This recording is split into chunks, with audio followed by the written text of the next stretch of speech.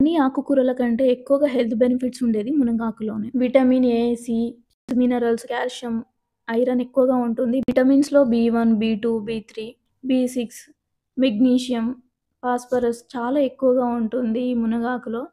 Pregnant ladies నుంచి బాలింతల వరకు health issues ఉన్న బీపీ పేషెంట్స్, షుగర్ పేషెంట్స్ కూడా వాడొచ్చు ఈ మునగాకుని.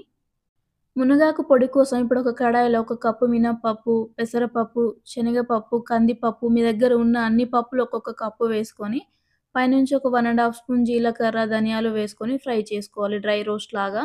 మీ టేస్ట్‌కి తగ్గట్టు ఎండుమిర్చి యాడ్ చేసుకోండి. ఇదంతా చల్లగయినంక ఒక మిక్సీ జార్‌లో వేసుకొని, మీ టేస్ట్‌కి తగ్గట్టు సాల్ట్, వెల్లుల్లి రెబ్బలు వేసుకోవాలి. ఎండకి అంతా ఎండబెట్టేసుకున్న మునగాకు వేసుకోవాలి. ఫ్రై చేయొద్దు. మంచిగా ఫైన్ పౌడర్ లాగా గ్రైండ్ చేసుకొని ఏదైనా ఎయిర్ టైట్ కంటైనర్‌లో స్టోర్ చేసుకుంటే చిన్న పిల్లల నుంచి ముసలివారి వరకు ఎవరైనా తినొచ్చు. డైలీ ఆహారంలో తీసుకోవచ్చు.